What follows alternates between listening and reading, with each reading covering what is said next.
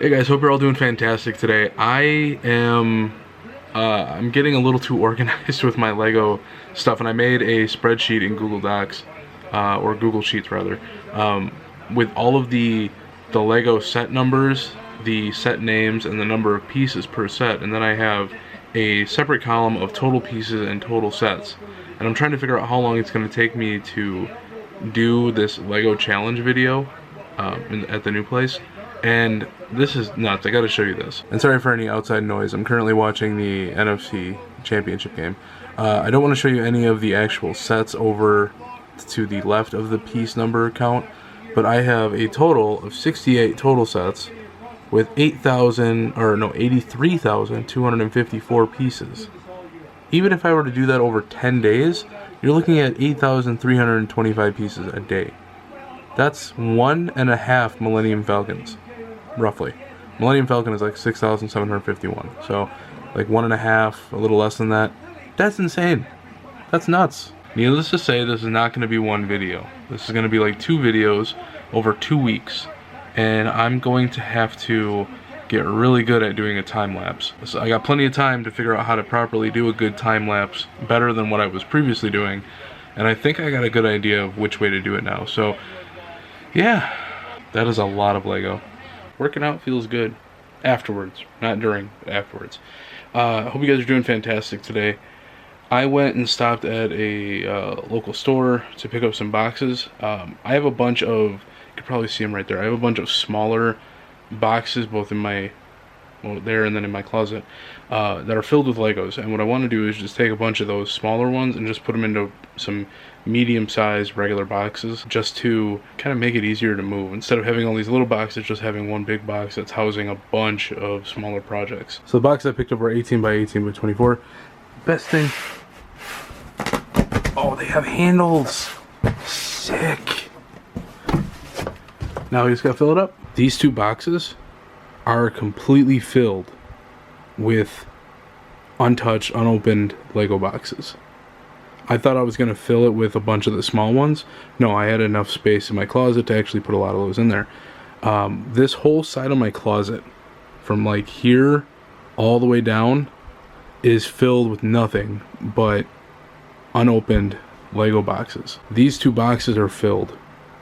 I want to say one of these boxes is 2. And then down here we have the, kind of see a sneak peek of it, we have the Atari, which we're going to be working on, as well as these 2 boxes that are actually decent sized. Those are filled with new Legos. This big Lego box underneath the Millennium Falcon is nothing but Legos. And then you have both the Eiffel Tower and the Sanctum Sanctorum. Those are all of my unopened Lego boxes that I have not touched, that I've kind of accumulated over the past year, I want to say. So it's definitely been a lot of collecting, and I'm very much looking forward to that video. Hey guys, hope you're all doing well today.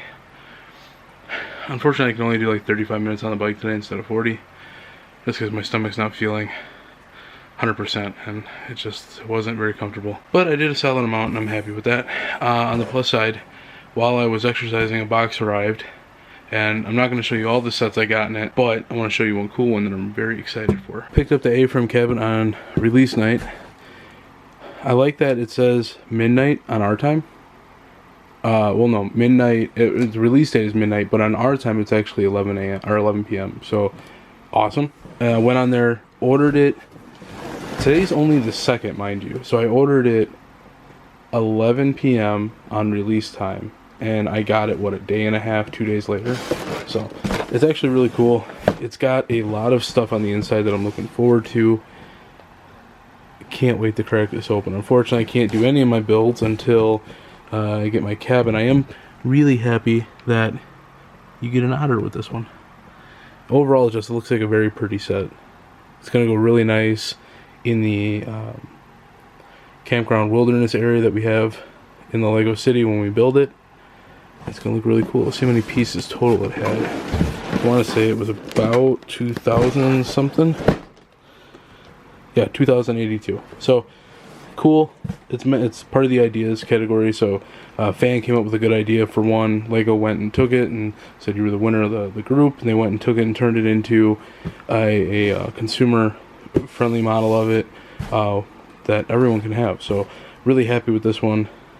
It's part of the 18 and up party, so more so for the older Lego collector audience. So really cool. Can't wait to crack this open when we actually find our next home. Alright, so I learned something on my camera that would have helped me out making Lego videos a long time ago. A proper time-lapse video. The way I was doing it now was just taking the video in its entirety and then shrinking it in Vegas to make it speed up and go by a lot quicker. I was basically shrinking it to fit more stuff in there. That's the cheap way of doing a time-lapse video. This is the proper way. So as soon as I start up the camera, click on this. I can go to standard or time-lapse. I'm in time-lapse right now.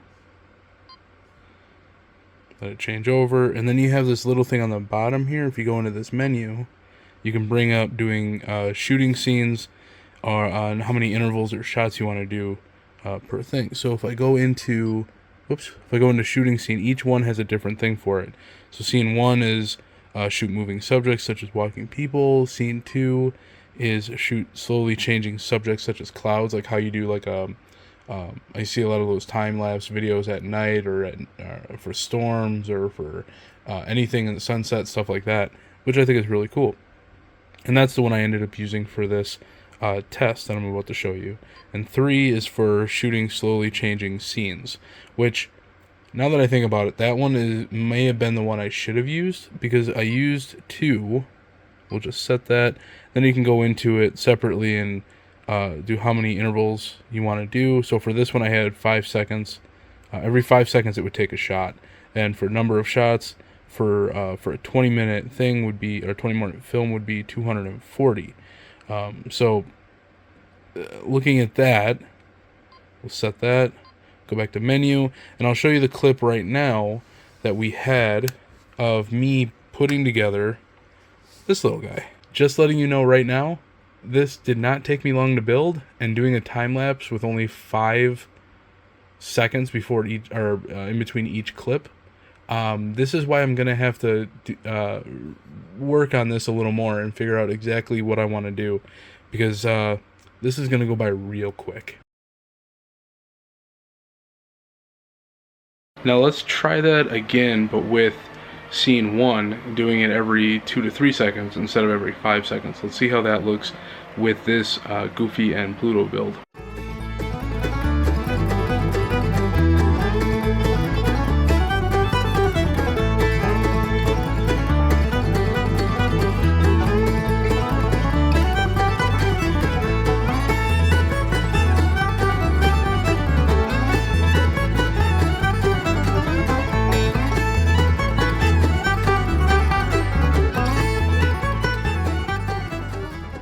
Alright, so that first clip to McDonald, that was extremely quick. That was a shot every 5 seconds. This next one is going to be, I clicked on scene 1, which I believe was a picture taken every 2 or 3 seconds instead. So there's a lot more pictures there, and I believe it was better doing that one than scene 2. Doing 2 or 3 is going to be a lot better moving forward, and I think that's what I'm going to do for a lot of my builds. Going back, I really wish I would have learned how to do time-lapse videos better back then, because doing like the Millennium Falcon, all the other Lego builds that I had that I already have filmed would just be a lot better that way. So I'm trying to edit some of the past ones that I have to make them kind of appear like they're time-lapse videos, but it's basically just shrinking them down and speeding them up a whole lot, which is the cheap way of doing it. So I'm gonna work on those tonight. I'm also working on Dragon Quest Builders, which is the first game. The second game is far better, but the first one I have not played. I completed the second one, which I should have done the first one first. But this one, not bad. If you like building, if you like the Dragon Quest RPG element, it's a great game to play. So, highly recommend it. So other than testing out the camera and seeing if I can get I don't want to build any more Lego sets that I have. I just did a couple small ones, but I wanted to try working on some more of the camera work when it comes to the time-lapse. So I may go pick out a small set just to give it one more test go. Maybe dial it back a little bit more instead of I think this one was set at 3, maybe dial it back to 2, see how that is compared to the other videos that I just showed you. So I'm going to probably do that sometime this week and let you know how it goes. Other than that, just working on laundry and cleaning up a bit here and there, and continuing to browse for the housing market, which I don't really see myself getting a house within the next month or two. We're still at a point where quantity is low for homes and the price is still high. This is more so depending on where you live, but home prices really aren't dropping too much yet. I mean, we're starting to see some stuff fall on the West Coast or on the west side of the Rockies, but nowhere on the east side of the Rockies. It's very, very, very rare. Right now, the only places that I can even really afford would be in Milwaukee, and I really don't want to move in there. I moved out of there for a reason. Parts of Milwaukee may be good, but they're very far and few between. So I wanted to get out of that and go to a better area. The place that I had before in Germantown, Wisconsin was, let's see, I bought that place for $130,000, and it was perfect. Like, for the time being at least, it was a good starter home. But the issue is that was $130,000 3 or 4 years ago now. Some of the places in that area were selling for $200,000, which blows my mind. And you guys saw the work we did in there, and I looked at some of the other ones that didn't have that kind of work, and they were still selling for higher than what I sold mine for.